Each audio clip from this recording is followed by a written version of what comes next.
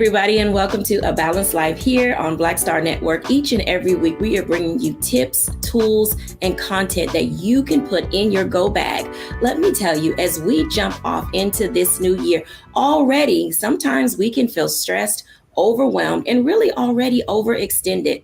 How did we get there, and what can we do about it? And honestly, everyone, it begins with you. How are you taking care of yourself? How are you resetting, refocusing, reprioritizing yourself, and putting you on your calendar? Each and every day, we are faced with so many things that we have to go through. And oftentimes, we don't take into account the toll that it takes on our bodies physically and mentally and emotionally. Today, we are going to be joined by Stacey Owens, Leah Watson, as well as Terry Whit Bailey. We're inviting them in to talk to us about what does it mean to really prioritize yourself. Because if you're not in the equation, oftentimes we feel like we're going to be missed. But we've seen all too well that the moment they hand us that pink slip, they've already got someone else to replace us. How are we taking care of ourselves in the midst of our day to day? Welcome in, everyone. Hey, ladies. How are you doing today? I am doing well. I'm glad that you all are here because we talked about so many things these last couple of shows as we began this month. And now we come to that space of saying, I am the linchpin in all of this. I am the person, the glue that's holding it all together. But sometimes we're literally falling apart at the seams. I want to ask each of you this question, and we'll go round robin, and I'll start with Stacey. Stacey, what are some of the things that you are doing to make certain that you are prioritizing, Stacey? I think for me, one of the things that I'm doing to prioritize me is just rebalancing me, So I sort of ended the year in a hectic space. I have a lot of projects going on, and I spend a lot of time talking to people about the importance of taking time to focus in every one of your major circles of life and finding a way to balance that. And I was out of balance. So I had to come back and sort of just start with rest. So I started the year off just by resting and doing nothing, just so I can have time to, recenter myself, hear my thoughts, hear the thoughts of my higher being and what I'm supposed to be coming into doing this year. And then just to clear my mind a little bit so that I can reset and plan for how I needed to move forward once I came out of the state of rest. So it's all about being balanced, identifying the spaces that I was operating in well, identifying the spaces that I wasn't putting enough time in. Like, for instance, I was neglecting the family time. I had an opportunity during Christmas to bring my grandbaby down from Arizona for a little bit. And it just threw me all off center because I was like, how do I operate in this space? So I had to, just say, Stacey, it's okay. Your work is going to be there tomorrow. Let's spend some time in the family circle. And then knowing when I needed to come out the family circle and say, okay, your projects at work are getting a little behind. Let's go balance that. And we won't even talk about this dissertation, okay? Because that right there, I tell you, that's a whole nother story. But just recentering, rebalancing, and refocusing yourself. You can start there. Absolutely. I think that those are great tips that you've given because oftentimes we, get into a zone and it's like we're so accustomed to being rote. And for those of you who are hearing that word for the first time, it means just keep going in the same direction that you're going and everything is old hat and habit and there's nothing fresh about the nuances of our lives. Dr. Whit Bailey, tell us how you are prioritizing you in this season. Thank you. Thank you for asking that question. The thing that I am realizing is that I'm trying to figure out who I am. For those of you who've had a chance to see some of the other shows, that I lost my husband about 9 months ago. And so this new year, with January 1st being his birthday, made me reset. And I don't really even know what that reset was. But knowing that there are things that are going to be happening in 2023 that are going to be a lot different because he's missing. So it's okay. It's me saying to myself very often, it's okay. It's okay. Just do it. And knowing that there's going to be a hole or there's going to be space or that it's going to feel uncomfortable, but also knowing that other people have gone through this and other people have made it to whatever that other side is, to know that it's okay. It's okay not to participate in things that I used to participate in all the time. It's okay to sit on the couch and watch a movie. It's okay to say no if people want to go out and have dinner. So I've learned to stop, to be present in the moment, and to say out loud, it's okay. It sounds, that word that you use, Jackie, rote, it sounds rote and it becomes rote. But again, I say, it's okay. There's something healing and therapeutic about those types of affirmations, though. Even though it is rote, it's got a different feeling and a different sense of accomplishment each time you say it, because you can see progress in how you're making it and that it is okay. And each day you're keeping moving forward. And I know I'm going to come back to that. I put a pen in my paper to make sure that I come back to that. But I want to ask Aaliyah Watson about that. Aaliyah, how are you prioritizing yourself in this new season? I love a lot of the things that some of the ladies touched on, but for me, a big thing is boundaries and also being comfortable with saying no. Like I heard her mention something about that if people ask you to go out to eat and you want to say no instead of overcommitting, just making sure that I say no, that I'm able to spend that time to fill my cup up so that I am able to be present for others and also in work. So I think just setting boundaries and being comfortable with saying no. Well, I'm going to ask you this question because you're in that psychology space as a licensed professional counselor. And one of the things that Dr. Whit Bailey mentioned was this void that she has now that she is a widow. Can you talk to us for just a moment about some healthy ways that people can fill those voids when they've experienced a loss? Because those who've been watching for a while know that we've talked about loss of life from breast cancer. We've talked about loss of life, from our children dying of cancer or having an accident. And then personally, we have these various losses. And so there are voids there. So Aaliyah, talk to us, if you could, for just a moment about healthy ways to fill voids. I think, again, the first advice that she gave with knowing and giving yourself the grace of being okay. Because I think a lot of people want to rush through the grief phase. They think after a certain amount of time that it shouldn't be as painful or the feeling should just go away, which is not accurate. So I think it's going to be giving yourself some grace to go through each of those emotions, go through each of those stages of grief, and then also being okay with asking for help if you need support from family members, if you actually need spiritual guidance, or also if you need to see a mental health professional to help you kind of get through this time period. Absolutely. Thank you for sharing that. As each of our guests have already talked about, I'm excited that they're contributing the things that they are, because it helps us discover where we're off center and off balance. And Stacey, I want to ask you that because you brought up the D word, the dissertation, and some of us do have things on our plate that we are trying to tackle and finish. And oftentimes there is, as Aaliyah said, this guilt and grace that goes along with how we jumpstart ourselves when we're talking about reprioritizing. How do you, or are you planning to reprioritize some of those things that you must get done in this season? Yes, because that sort of happens for me by default. So yes, I am saying, okay, Stacey, you've been dragging this out for a very long time because you sort of put your all and your energy into things that you enjoy doing, and those things that become difficult or challenging for you or tedious for you, you be like, oh, I'll get to that in a little bit. I'll get to that. And so now for myself, I'm having to identify or attach my emotions to the things that I'm doing. So those things that don't really bring me the joy that I try to avoid, I try to find time to just say, okay, today you have to do the thing you don't want to do because it's necessary to just get it off your plate. So now I'm trying to trick my mind to say, well, girl, if you go ahead on and sit down and write this paper and finish with this program, then it'll be done. And some days, for the most part, it works. I find it works better for me if I just go ahead on and book a vacation at the beach. I call them writing trips. So I go and book me a waterfront room and go down to the beach and just log in and just do nothing but write. So I have to be intentional about focusing my attention to the things that don't really, bring me that excitement, because I like to create stuff. So I'm in the process of starting a new high school. So I like to stay over in that space. Let me go fix those things.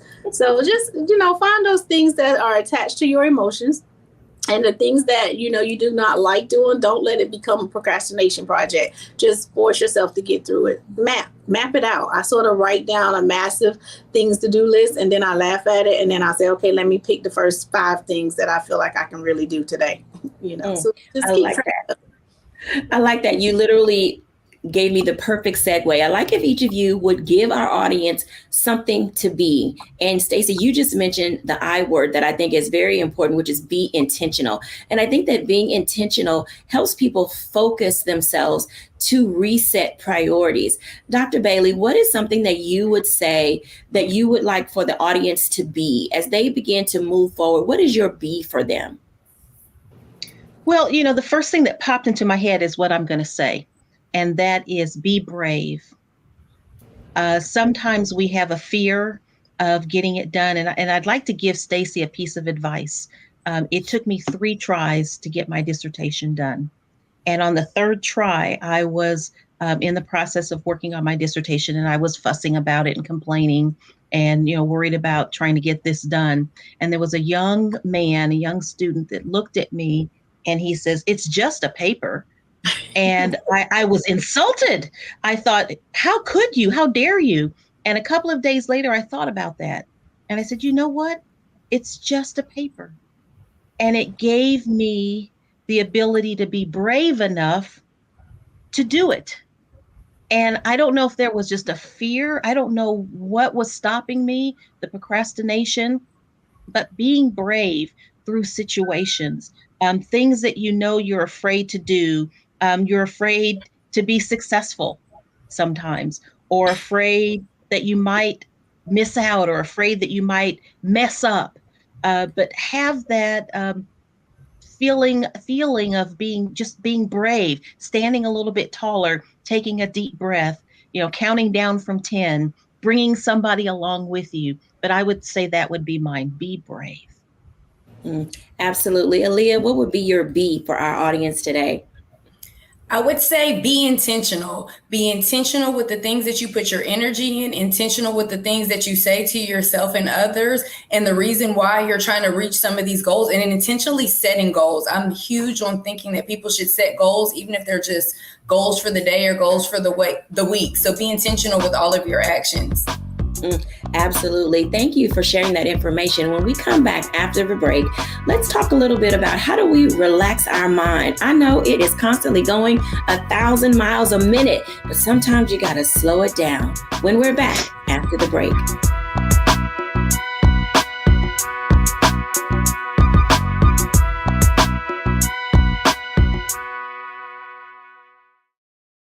Folks, Black Star Network is here.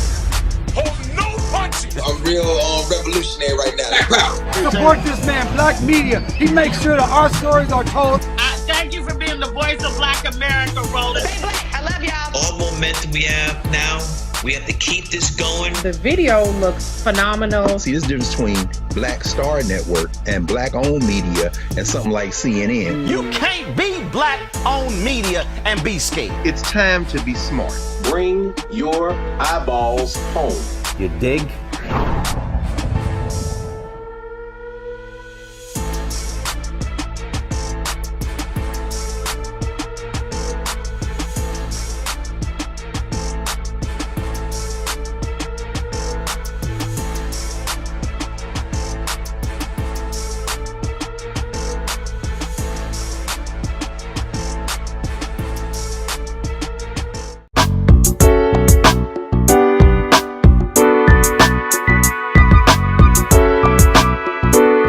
Welcome back, everyone, to A Balanced Life. And as you can tell, it's about being brave. It's about being intentional. It's about setting yourself as a priority in your life. But oftentimes we're not able to do that because our mind is constantly racing.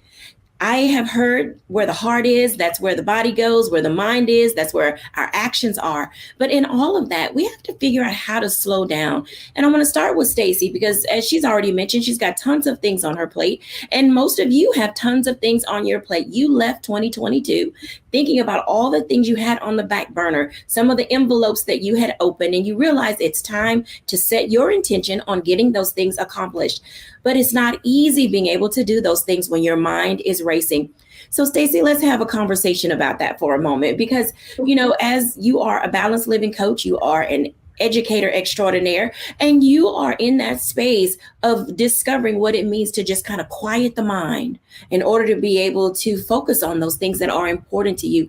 In what ways are you finding value in relaxing your mind?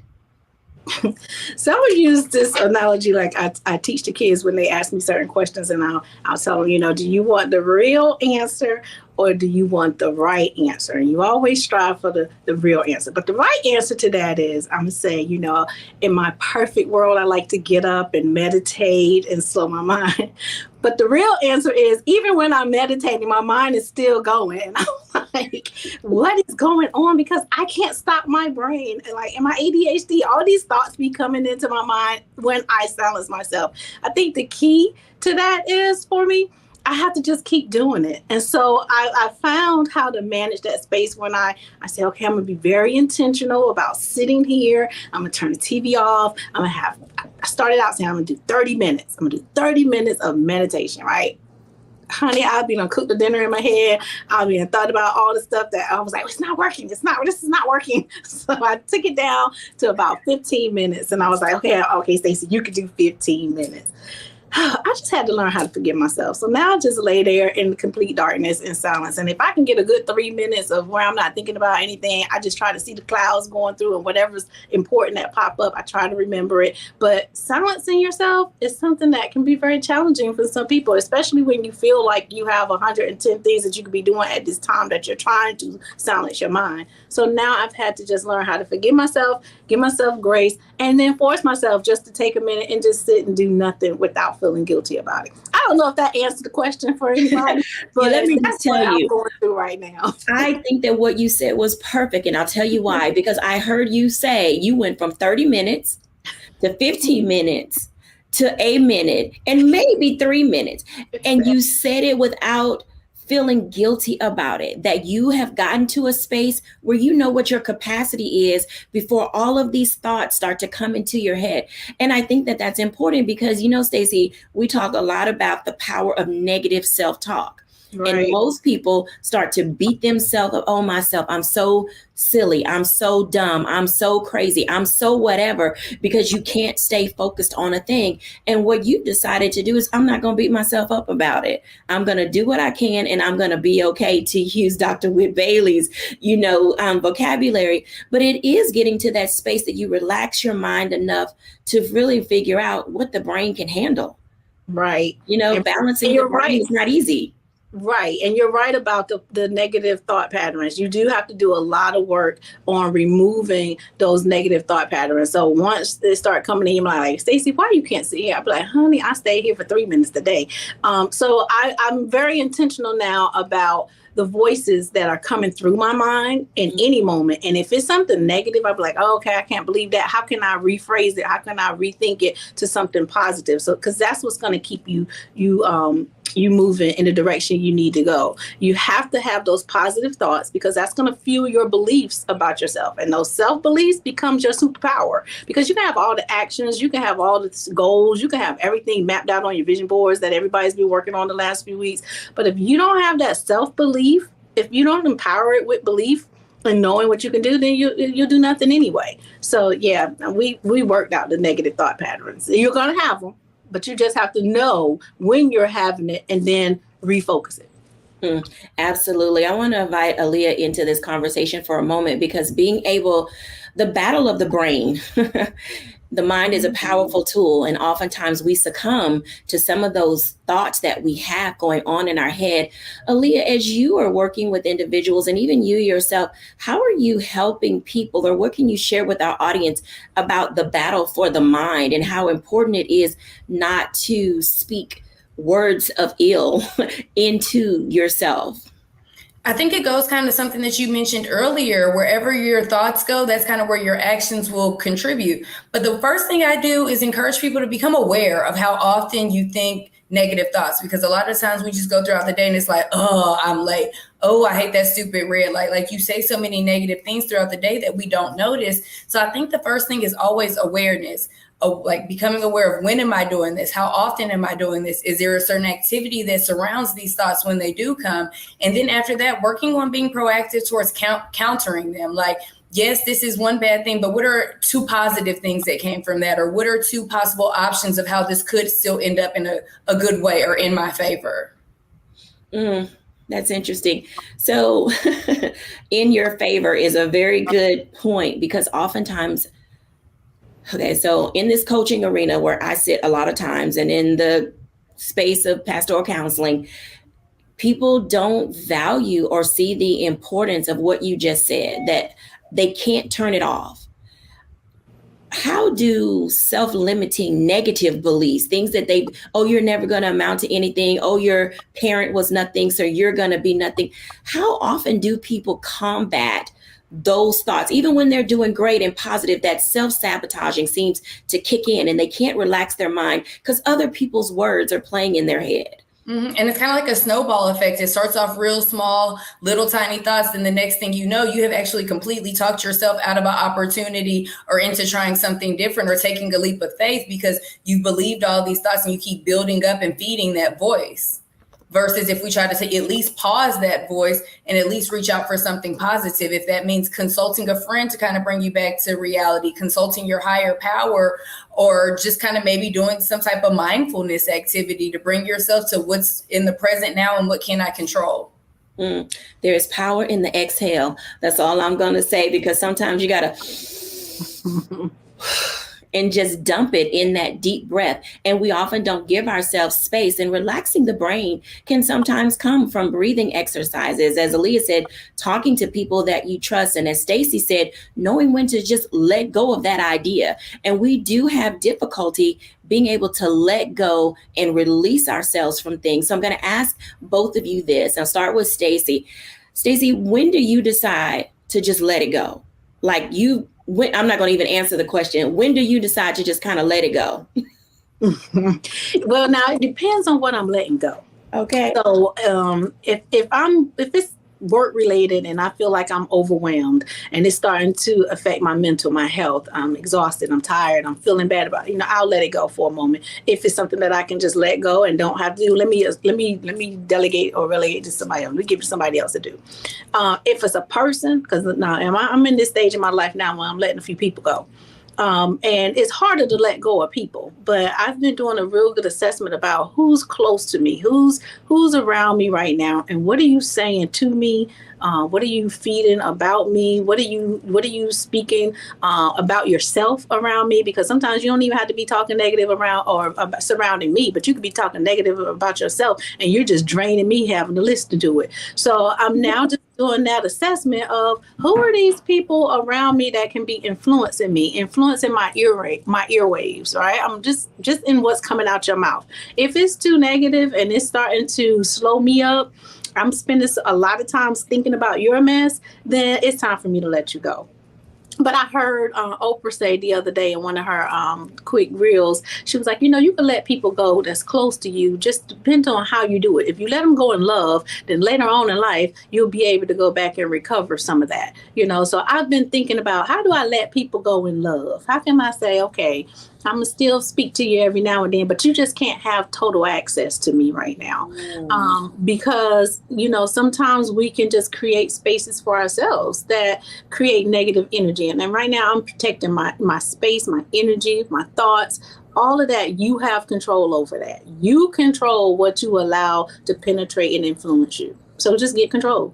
Absolutely. I'll tell you, what you just said was both healing and empowering. Aaliyah, when do you decide to just kind of let it go? Like, I am not going to entertain. I am not going to keep going in this trajectory. When do we get to that point, and how do we move into it seamlessly? I know for me, I tend to let go of things whenever I realize that there's nothing that I can do. Like, there's nothing within my control. Like, I know we talked about friendships, relationships. I can't control other people. So if I know that I've done everything that I put in the effort, then I'm going to let the situation go. In reference to people, in reference to like negative thoughts and scenarios, if it's something that I know that I can't control or that I can't like do any groundwork, like if it's like, okay, I'm trying to work on finishing a book. Have I consulted somebody? Am I writing every day? So making sure that I'm taking the steps, and when I'm out of steps, then I let go. But then also I'm really big on believing in my higher power. So I'm trying to let go a little easier, just do my part and then let go and trust the process. I love that. Letting go and trust the process. We're going to step out for a moment for a break. Because when we come back, I want to have a one-on-one with Dr. Whit Bailey. I think that as we're moving forward and we're thinking about resetting our priorities and relaxing our mind, there's something else we need to do that's extremely important, and it's rethinking our actions when we're back after the break.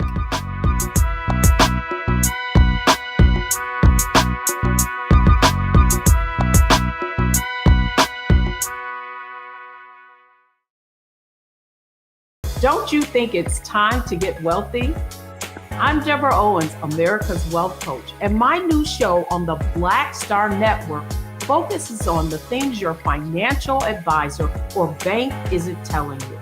So watch Get Wealthy on the Black Star Network.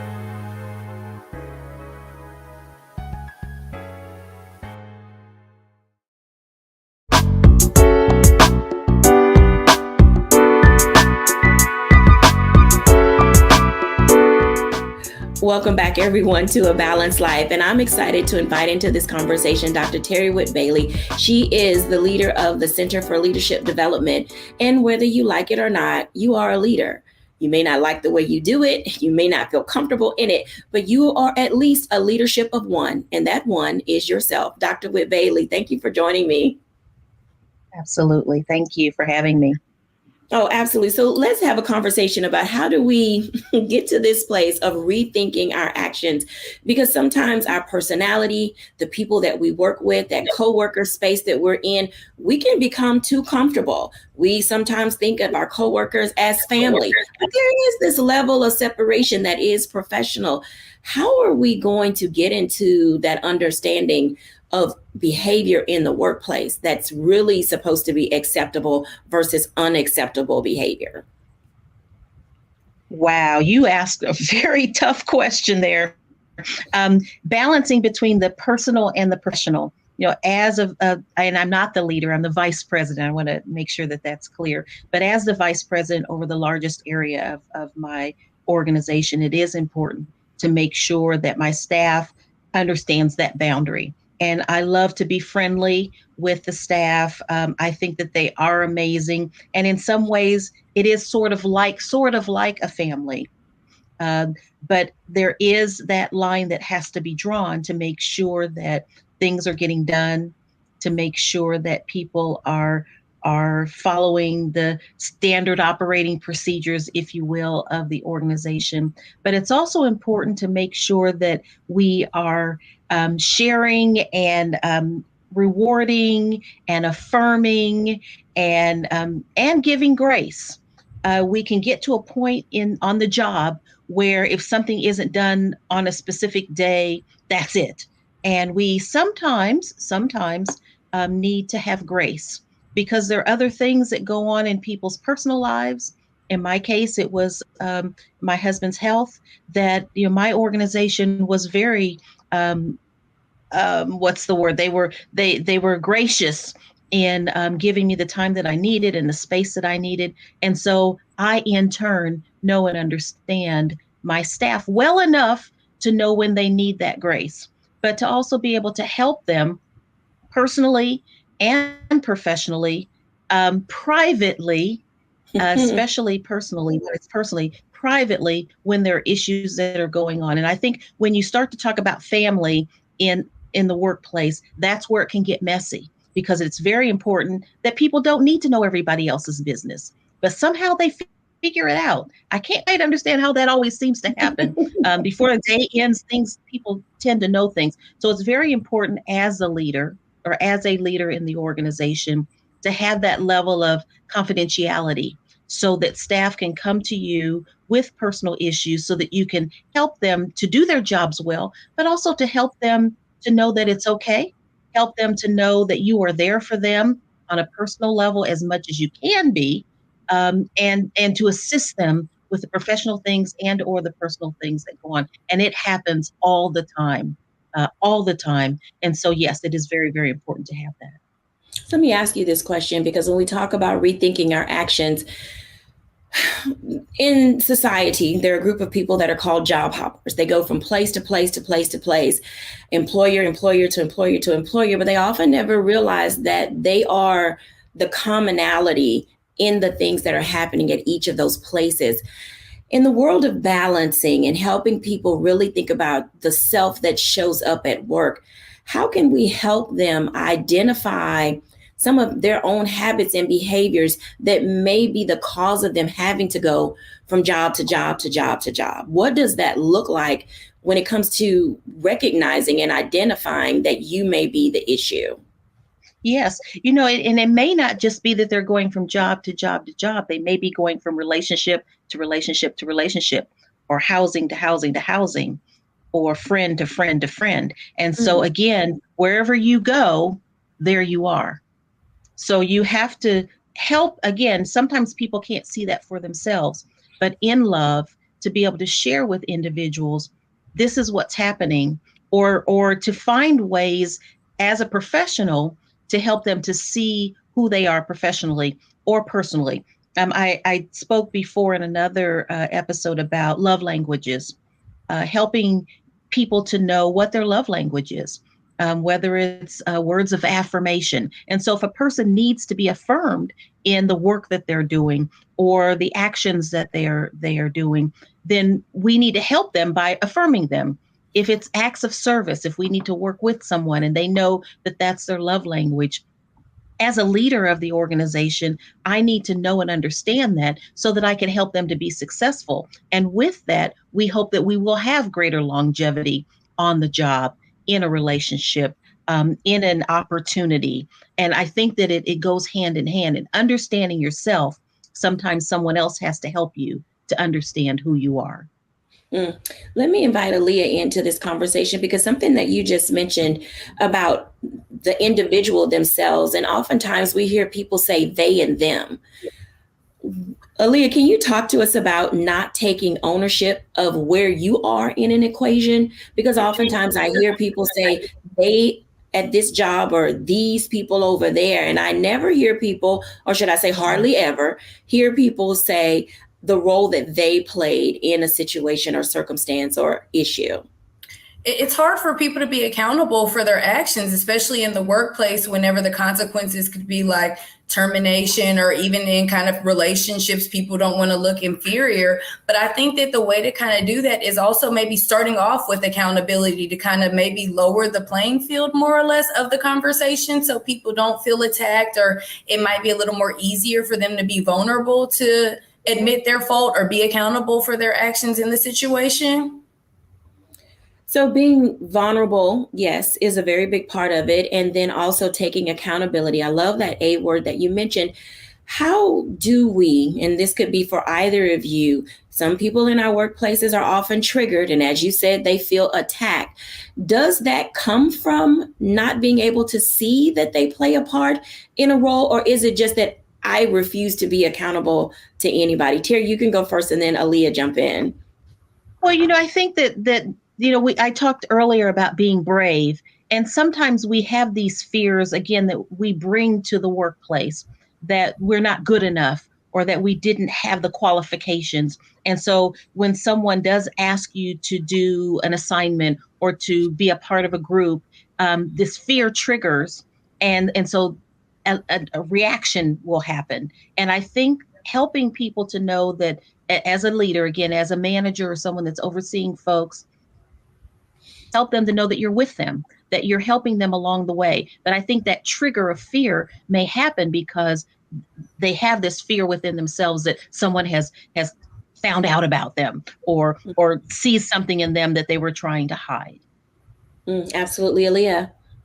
I would kind of say, because you asked the question, is it the fact that they don't want to be accountable or that they don't know? I think it can be a combination of both, because in the workplace and unfortunately in the world and society right now, like everybody's kind of tunnel vision, like focused on me, what I need to get done, what I need to do, what's hindering me, that sometimes people don't step back and look at the bigger picture, especially in like workplace environments. A lot of times like part A needs to be done before part B, or this is intertwined or connected. So I think a lot of people just kind of need more awareness. And I think that jobs should promote open communication and like constructive criticism, more or less, in a nurturing way and environment to promote growth and like a good camaraderie around the staff. Absolutely. And this is where I'm going to invite Stacy in because she is hands-on with her staff. You see your people every day, Stacy. You know what most of them are going through. You know what your families and your kids are going through. How in your hands-on approach are you helping people be comfortable with the accountability that you require? I think that was my last year's lesson. And I had to, that's why I wrote the book. I had to go back and say, let me know the emotional intelligence level of my staff. Let me start understanding that a little bit more, because just like the other lady said, you start by one, holding everybody accountable, and you share. You be able to give your constructive criticism, your evaluations, and all of that you do as a good leader.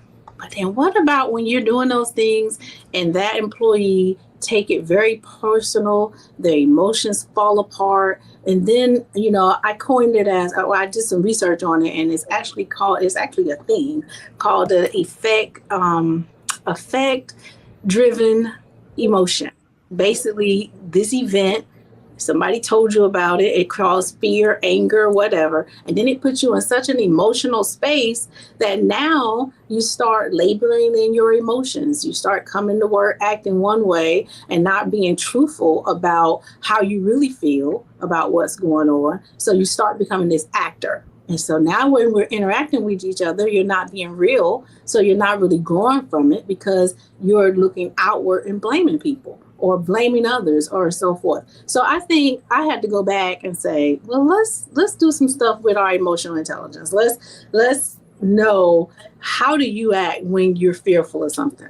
Let's bring an awareness to, how do you act when something brings you or make you angry? And then let's talk about, how can you have these conversations without feeling threatened? Because at the end of the day, even when I say, hey, I have an open door policy, a lot of people, if you are operating on a low level of emotional intelligence, you won't even use that open door policy because you're assuming that when someone come in and talk, you're thinking about, am I going to get fired? Am I going to get written up? Am I going to get whatever? So we had to go back and start saying, like, how do you have these conversations? How do you, we put group norms in place. What do we want for this environment to look like so that we can all function together? Let's have that conversation, and let's identify the 10 things that we want to see in our environment. And then let's identify how we're going to hold each other accountable to doing it. So when you see Sally over there doing something that she know not on these 10 things, who's going to feel comfortable with having the real conversation with her so it doesn't always have to come from me?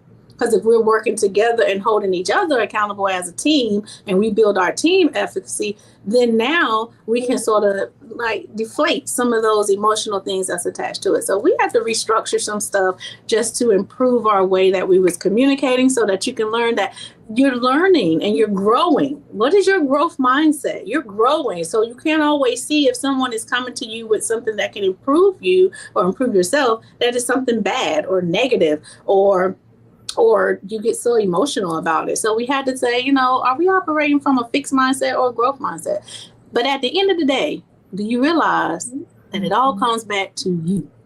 Everything you need is already within yourself.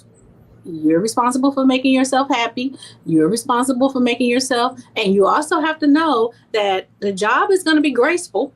We're going to have grace for you, but it's a two-way street. You got to give and you got to take. You can't expect for me to understand all your personal issues, but you don't understand the impact of your personal life and how it's impacting your professional life. You have the responsibility for keeping that balance. And when you get out of balance on either end, they're quick to come and tell their employer how you're out of balance on your professional end, but they don't see, in fact, that sometimes your professional self can be pulling in between the two. So we have to keep you balanced. So we just talk about it now. And I'm gonna still love you tomorrow, but we gotta talk about it.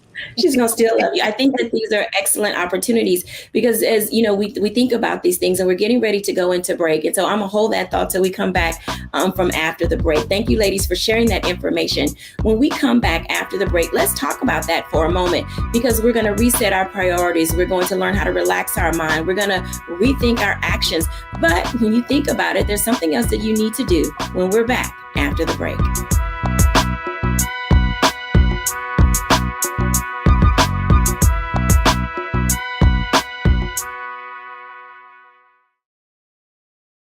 hatred on the streets. A horrific scene, a white nationalist rally that descended into deadly violence. White people are losing their damn minds.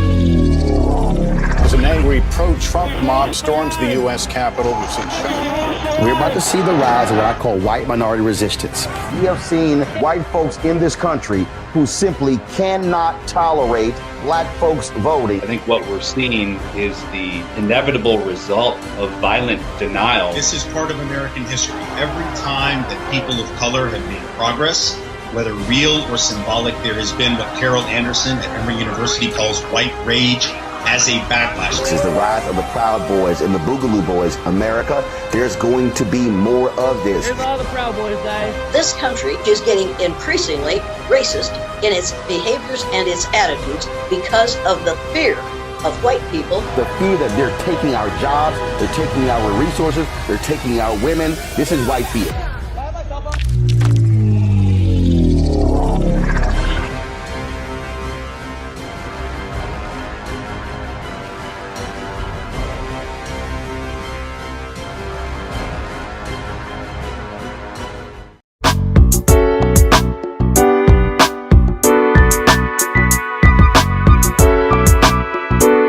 Welcome back, everyone, to A Balanced Life. And there's so much that we've talked about on this show, and it all centers around you because we love you and we want the best for you. But now we're in this space, we have to really, really think about how do we resolve to show up as our authentic self. It is hard. I know it's hard for us to take off all these layers of the things that have happened in our lives and our experiences, but you have to figure out how to be authentic and own the space that you're in. Welcome back, everybody. Let's have a conversation of conversations about how does this authentic self come? And I'm going to ask Aaliyah this question first, because in the work that you do, I know you're trying to help people become better. You want them to get out there and live their best life, but there's so many masks that people are wearing. How do we get people to unmask and then reveal who they really are? Aaliyah. That's what I kind of even tell myself, tell my clients. For a lot of people, it's like you want to go somewhere, but at times you have to pause and figure out who you are, where you are now, what are you capable of doing, what work still needs to get done to achieve what you want to. So I think it's good to kind of do like a self-inventory before we can even really evaluate and gauge what progress we want to make or even what direction to go. What do some of the masks look like? And we used to use, oh, this person is two-faced, or this person is flighty, or this person is a chameleon. Those are just a few terms. Leah, what are some of other new terms? Because a lot of our audience is in between, we're generational at this stage. Mm-hmm. What are some of the other terms that we're seeing related to people not being authentic? I don't know like the hip terms right now, but I know like in therapy and everything, there's a lot of people trying to do like imposter syndrome, which is also like, that's more of like trying to like knowing you have the skills, but feeling like you don't fit in. So I don't know if that necessarily goes, but I think a lot of people do like a lot of overcompensating or actually just trying to put on a facade, especially now with social media. Everybody wants to make it seem like their life might be something that it's not, to make it seem like they're keeping up with the Joneses. So I think it's just a lot of overcompensating going on right now. And then people fear looking inferior or lacking. Wow. And then that is a hard hurdle to jump. Dr. Bailey, when you think about these things and, how people are showing up, how do we identify in your work with personality tests and things of that nature? Are those a real indicator of who you are when you show up every day? Well, I think that and I'm going to speak from personal experience and phraseology. There's a phrase where people say, fake it until you make it. And sometimes that's a good thing. And sometimes it's not a good thing. And there are days as a leader, again, coming into the workplace where I have 30 people that look to me as the leader. If I'm not feeling it, I still have to come to work and I still have to do the job and I still have to get it done. So I may be faking through it till I can feel like I want to be there. I think that what people do see, though, is the positivity of it.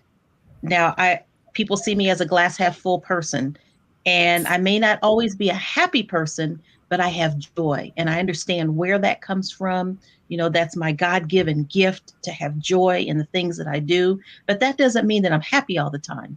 So the authentic self is knowing the gifts that you have that you bring to the table, bringing those gifts to the table, helping others to know that it's okay to have a moment. It's really okay. But sometimes you got to get the work done. If there's stuff that needs to be done. In our case, we interact with young people. And so the young people need to hear about our situations. They need to know that we're overcoming. We may not have overcome, but we may be overcoming. And I think I'm at that place where I'm overcoming. I'm going through. I'm not on the other side. And so they can see that. They can hear me tell stories about that. They can try to understand it from my perspective and put it into their perspective. So again, dealing with staff as well as dealing with thousands of young people each and every year, we have to bring what that authentic self is, but it might be the authentic self that has to be professional on that day. The authentic self that can give personal stuff and it can be okay to do that. So there's a balance that has to happen. In my world, there's a balance that has to happen. And it's uncomfortable sometimes. It's necessary most of the time, but it has to be done. I like that. My takeaway from what you just said is that going through the process leads to progress. And, I think that that's a great affirmative reminder of the value in taking time to really discover who you are, what you're going to be. Some of us are still in the process of growing up. And so, what does that look like? Where do I find my baseline and how do I get there? Stacey, what do you have to say about these things? Because oftentimes our environment and being vulnerable and transparent can be painful, for our authentic self to show up. And sometimes people can be too authentic. I don't think you can bring your authentic self anywhere until you know who you are and until you love yourself and accept yourself as fully as who your imperfections. When you start accepting who you are truly and fully and knowing how you're treating yourself and how you're respecting yourself, when you can do all those things, then I think you can bring it to the table and identify and be able to flow it out to others, but if you're going to be authentic, you need to know, well, who are you and how do you love you? Because if you're at work looking for me to give you a hug and make you happy and do all those things, or looking for your coworkers to do all those things, or you're looking outward, you're comparing yourself to others and your relationship messed up, then you got to go back and look at, how much am I loving myself? Because that self-love, I'm telling you, it'll help you be able to forgive yourself for the things you don't know. It'll help you be able to let go of grudges. You won't be mad at people. And because, I know for me, I love myself too much to walk around being mad at somebody. It takes too much energy. I'll know how to meet my own needs. I'll know how to be in environments when I love myself. I know if I'm in an environment, am I getting from this what's necessary for me? It's not necessarily, I'm not going out and saying be selfish and be over with it, but you at least have to know what it is that you know about you and what you want and what you love in you, because then you'll know how to go seek it somewhere. You'll know how to go ask people for it. You'll know how to, set those boundaries in place. But I think you can't be authentic if you don't know who you are and if you don't love who you are. That's a very powerful statement. Aaliyah, she mentioned something related to environment, and then you talked about the role that social media plays. Oh, man, this question, I'm trying to figure out how to really phrase it properly, because, being sensitive to the needs of parents who are raising children who were out of school for the 2 years that we were in the pandemic and helping them grow up, they missed a lot of that social emotional engagement. How do we help our audience establish the proper baseline so that they themselves as parents and the children or young adults can show up in the spaces where they have to be present? I would say the first thing is opening up the lines of communication, asking the children how they felt. Do they feel like they're behind their peers? Do they have trouble identifying or communicating with their peers? So seeing how they feel about it, if they feel that they lack, and then also looking at community resources. There are a lot of free resources to get kids in extracurricular activities to kind of build that in-person social interaction so that they can become more comfortable with interacting and figuring out kind of who they are or what type of people they want to be around, because we do know that companionship and interaction plays a major part in our happiness. So one of the things that I'm going to ask each of you as we go around is being able to ask for help isn't always easy. And so, Aaliyah, I'll start with you. What are one of the ways, or if you could put it in properly, put it in the form of a question. If someone had to ask for help, what is a good way to ask for help? Because sometimes people just don't know how to say it. In this age of open, honest, transparent vulnerability and communication, how do we help people ask the right question so they can get the help that they need? Aaliyah. I wouldn't necessarily say I have a question, but my whole big thing that I advocate for is it's okay to not be okay. So, a lot of the times it's like, how are you doing? Everybody's like, oh, good, fine. But learning how to be true in those answers and actually, no, I'm not okay. I don't have to be able to go into details, but just getting that support or just, I'm not okay. It's okay with not having it all together or not feeling like everything is always good. So maybe not in the form of a question, but in the form of a statement. It's like, I'm not okay today. And hopefully someone will know what that means when you say that and then be able to come alongside you and give you the guidance and direction. Or just asking somebody, are they okay? And then hoping that they'll be transparent in their answer if they're genuinely feeling okay, just making sure your tone and the setting is appropriate. Okay, well, that makes perfectly good sense. Dr. Wood-Bailey. Well, it's interesting because I don't allow my staff, when I say, so how are things going? And they say, fine, we have to go much further because I don't want that one word answer. And so I want to dig deeper into whatever that question is, whether it's personal or professional. And so I want to be helpful. That's again, one of my gifts, to be able to help people. But on the opposite side, I'm the one that doesn't know how to ask for help yet. And so knowing that I can do that for others, but I'm still at that point where I'm not ready to receive the help that I know I need. And so for people that are listening, I bet there are people that are out there that are just like me. So I'm still learning how to do that. And hopefully 2023 will be the year that I can get the help that I should be asking for. That makes perfectly good sense, because oftentimes people will ask us, how can I help you, or what can I do? And we'll say things like, oh, I got it. I'm good. I'm fine. It's okay. And we turn away the help that has come our way. Stacey. I was going to say, if I was to be 100% transparent, so I'm going to give you one that's going to help you know that there is others out there like you, because I do not feel comfortable asking people to help me do anything. And that is something that I'm working on within myself. But I think, the thing that you would need to do is, I wouldn't have a question.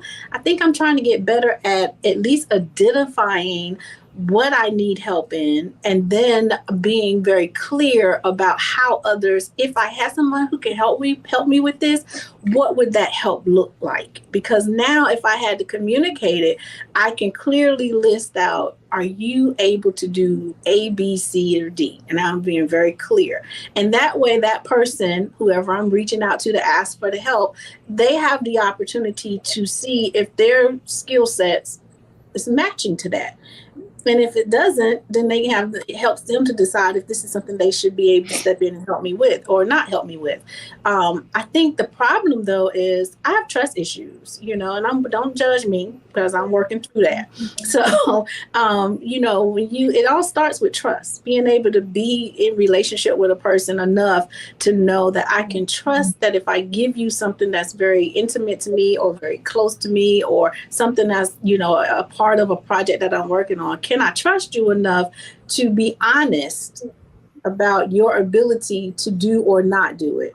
And, so I'm still working in that area, but that's where I've gotten so far. I think that that's an excellent way to end the segment, because many of us are in that space, and we need to be okay with not being okay. We need to be okay with being okay. But then we also need to take the time to know when to ask for help, and then how to know when help has come and receive it. I'll give my reflections when we're back after the break.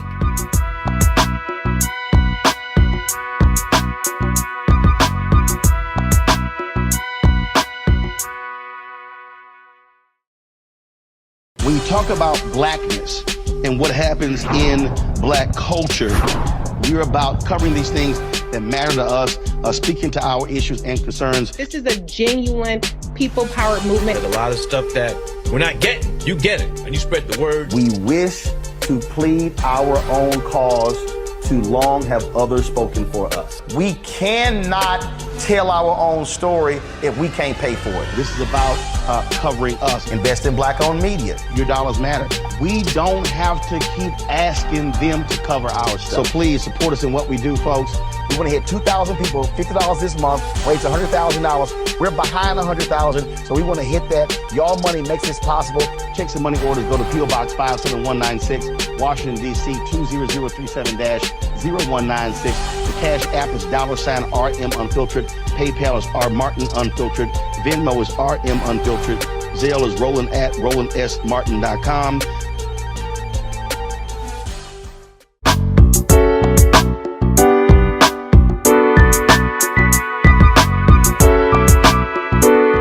Welcome back, everyone, to A Balanced Life. And as you can see, getting you in order is a very important part of being able to live a balanced and near stress-free life.